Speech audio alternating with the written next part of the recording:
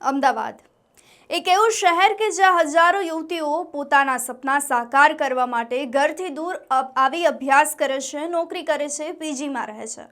પરિવારને એક જ વિશ્વાસ હોય છે કે તેમની દીકરી સુરક્ષિત છે. પરંતુ અમદાવાદના આનંદનગર વિસ્તારમાં બનેલી એક એવી ઘટના કે જે આ વિશ્વાસને ઝંઝોડીને મૂકી દે છે.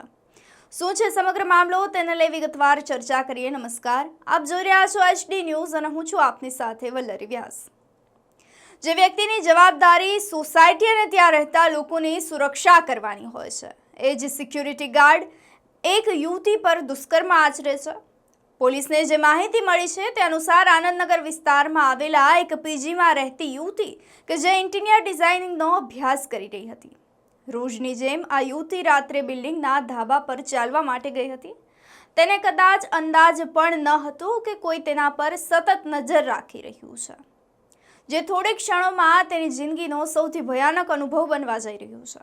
આરોપ છે કે સોસાયટીના સિક્યુરિટી ગાર્ડ તરીકે નોકરી કરતો ધર્મસિંહ રામશંકર યુવતીની પાછળ ધાબા પર પહોંચ્યો. ત્યાં તક મળતાની સાથે જ તેણે યુવતીના ગળાની આસપાસ વાર બાંધી અને તેને કાબૂમાં લઈ લીધી અને ત્યારબાદ આ યુવતી સાથે દુષ્કર્મ ગુજાર્યું. ઘટના બાદ આ યુવતીને સારવાર માટે હોસ્પિટલ ખાતે ખસેડવામાં આવી. સૌથી ચોંકાવનારી વાત એ છે કે આરોપી ગાર્ડને સોસાયટીમાં નોકરી શરૂ કર્યાને માત્ર હજુ 6 થી 7 જ દિવસ થયા હતા. 6 થી 7 દિવસ સતત આ યુવતી પર નજર રાખ્યા બાદ આરોપીએ આ કર્મ કર્યું હશે કે શું? આરોપી મૂળ ઉત્તર પ્રદેશના હરદોઈ જિલ્લાનો રહેવાસી હોવાનું સામે આવી રહ્યું છે. ઘટનાની જાણ થતાની સાથે જ સ્થાનિક પોલીસ અને ક્રાઇમ બ્રાન્ચ હરકતમાં આવી ગઈ હતી.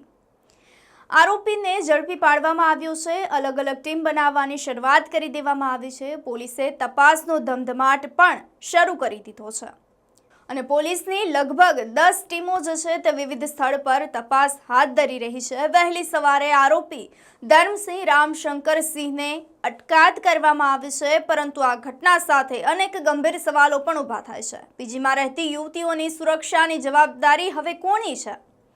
સિક્યુરિટી ગાર્ડને નોકરી પર રાખતા પહેલા તેનું યોગ્ય પોલીસ વેરિફિકેશન અને બેકગ્રાઉન્ડ ચેક કરવામાં આવ્યું હતું ખરા? પીજી અને સોસાયટીમાં સીસીટીવી, ટેરેસ્ટ એક્સેસ અને રાત્રિના સુરક્ષાના નિયમો માત્ર કાગળ પર જ દેખાઈ રહ્યા હોય તેવું લાગી રહ્યું છે. વિચારવાની વાત એ પણ છે કે છેલ્લા કેટલાક દિવસોથી જ્યારે અમદાવાદના ઉચ્ચ અધિકારીઓ રાત્રિના સમયે પેટ્રોલિંગ કરી રહ્યા છે, અલગ અલગ વિસ્તારોની અંદર ચેકિંગ કરી રહ્યા છે, તેમ છતાં પણ એક રહેણાંક સોસાયટીના પીજીના ધાબા પર આવી અને આવી ગંભીર ઘટના ઘટી રહી છે. અને એ પણ કોણ કરી રહ્યું છે? તો ત્યાંના સિક્યુરિટી ગાર્ડ. તો મહિલાઓની આંતરિક સુરક્ષા વ્યવસ્થા પર સવાલો ઊભા કરી રહ્યા છે. સ્વાભાવિક છે, આ ઘટના માત્ર એક પોલીસ કેસ નથી. આ ઘટના એવા દરેક માતા પિતાની ચિંતા છે કે જેમની દીકરી અભ્યાસ કે નોકરી માટે ઘરથી દૂર રહે છે. આ ઘટના દરેક પીજી સંચાલક અને સોસાયટી માટે ચેતવણી સમાન કિસ્સો છે. માત્ર દરવાજા પર ગાર્ડ ઊભા રાખવાથી સુરક્ષા પૂર્ણ નથી થઈ જતી.